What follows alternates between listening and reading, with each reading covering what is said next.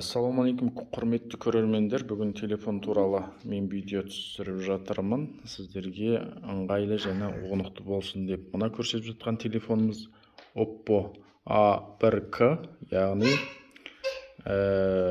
осымен 2 жылдан бері қызым қолданып жатыр. 8 ядролы, 2 гигабайт азуы бар, 32 гигабайт памяті бар.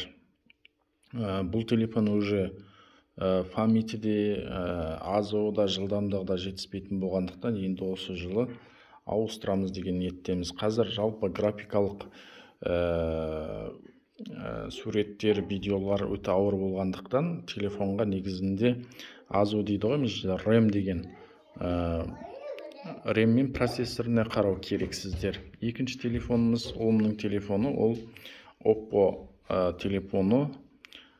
Ол RAM-і азуы 8 гигабайт, 4 гигабайт и памяті 64 гигабайт. Бұл орта мектепте негізінде оқитын балаларға жеткілікті деп айтуға болады. Бірақ Oppo-ның бір ерекшелігі, Oppo-ны өзім бірінші сатып алғанмын, бірақ бұл көп сөйлескен кезде, күн қызған кезде батарейкасы қызып кетеді. Сондықтан атылып кету ықтималдығы жоғары. Сондықтан негізінде бұл телефонды жалпы былай жақсы, бірақ осы маған ұнамағаны батарейкасы қызып атылып кету мүмкіндігі жоғары болғандықтан мен осы телефонды адамдарға алуға кеңес бере алмаймын. Бірақ осы соңғы Oppo-ларда шешкен болу керек Huawei телефонын.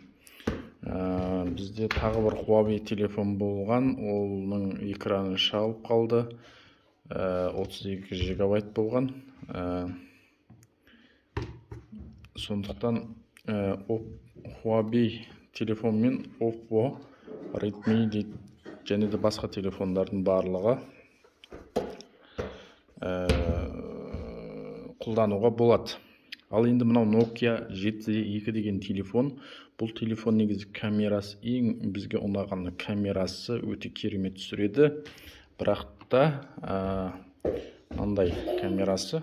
Енді біз алған кезде, осыдан 2 жыл бұрын 120 мың қалғанбыз. Қазір қанша тұратынын білмеймін. Бұл да 64 гигабайт память, 6 гигабайт RAM мен. Бұнда негізі қазір функцияларын қарап көрген кезде ыңғайсыз. Бұнда негізі Nokia-ны да сатып алыңыздар деп кеңес бере алмаймын. Ең соңғы алған телефонымыз міне Pantouch OS Android құрылғысының атауы Biba E58S деген. Міне процессоры 2 ГГц, octa-core, 8 гигабайт плюс 4 гигабайт, яғни 12 гигабайт азу жылдамдықпен жұмыс жасайды. Android нұсқасы 12, 128 гигабайт памяті бар. Бұны алғанымызға 1 жылға жеткен жоқ, 8 айдай болды. Өте керемет телефон.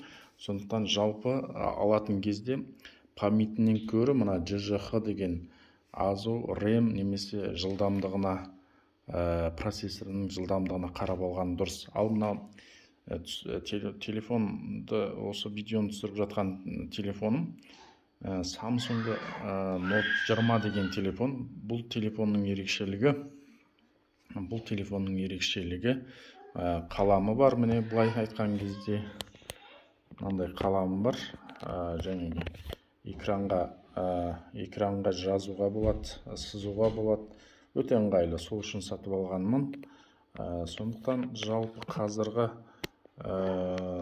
уақытта телефонның мына жылдамдығы мен процессорына қарап алған дұрыс. Графикалық және басқа да ауыр видеоларды немесе қандай да графикалық нұсқаларды сызып немесе өзіңізге жүктеп алу үшін ең басты міндетті телефонның осы GGH процессор және азу дейді ғой, RAM-іне көңіл бөлген жөн деп халқыма өсиет және ақпарат айтар едім.